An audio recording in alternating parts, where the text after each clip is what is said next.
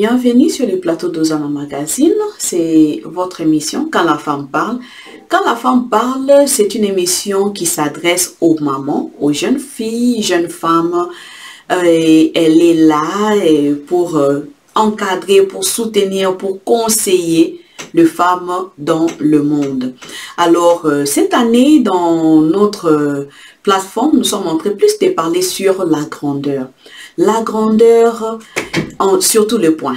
Et moi, j'ai voulu parler de la grandeur de la femme. Alors, j'aimerais parler sur l'émancipation de la femme. Alors, qu'est-ce qu'on appelle émancipation? L'émancipation n'est pas seulement donnée à la femme. Le mot émancipation, ça signifie simplement monter de l'autre sur un autre niveau. C'est comme quand un enfant est encore jeune et quand il devient adulte, donc l'enfant est émancipé. Chez la femme, depuis 1791, nous sommes en train de parler de l'émancipation de la femme. Alors, qu'est-ce que signifie l'émancipation de la femme?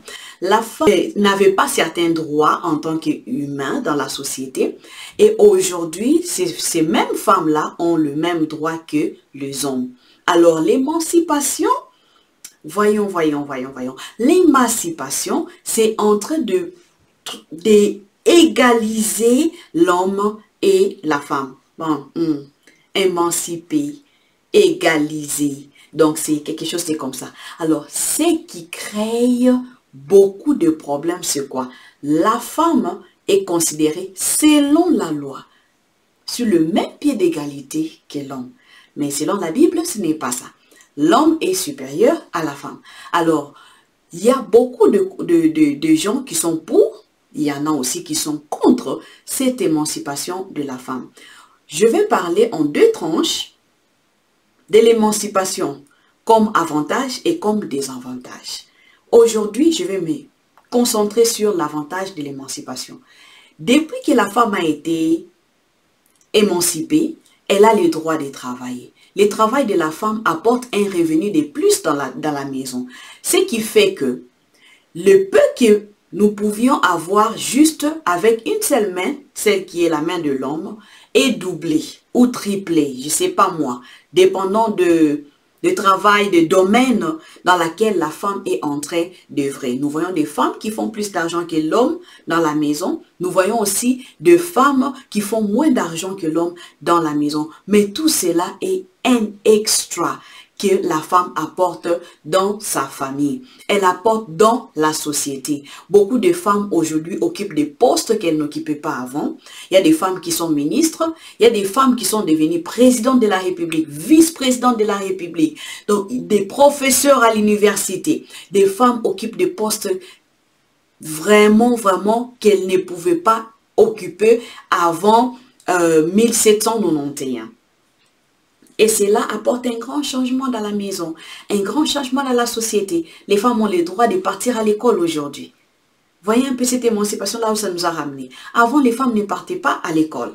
Alors, quand la femme est partie à l'école et qu'elle peut trouver un travail et qu'elle peut ramener quelque chose de plus, n'est-ce pas un avantage? N'est-ce pas que ça diminue un peu les responsabilités que l'homme a à assumer financièrement dans la maison? N'est-ce pas que ça allège un peu les tâches? Si aujourd'hui la femme travaille, vous travaillez, papa, vous avez quelque chose de plus pour économiser, arriver à acheter peut-être un petit terrain, arriver à acheter à vos enfants des choses qu'ils n'avaient pas avant. La femme est appelée à travailler comme toi. Alors, ceux-là qui sont contre ces systèmes de choses actuels, j'aimerais vous encourager de voir les côtés positifs. Les côtés positifs, c'est les revenus qui sont en train de monter, c'est la stabilité financière qui est en train de se faire voir. Alors, au même moment, j'aimerais simplement tirer l'oreille de la femme et lui dire ceci. Même si tu travailles, ton argent, ça appartient à ton mari.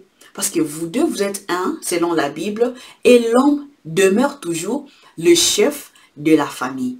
Étant donné que l'homme est le chef de la famille, c'est à lui que revient tout ce que tu es en train de produire.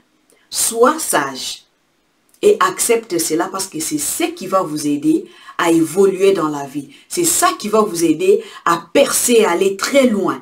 2021, c'est l'année des grandeurs. Vous allez voir la grandeur de Dieu si et seulement si vous arrivez à vous soumettre à ses lois. La société nous dit l'homme et la femme sont sur le même pied d'égalité, mais Dieu nous dit l'homme est le chef de la famille. Laisse-lui sa place.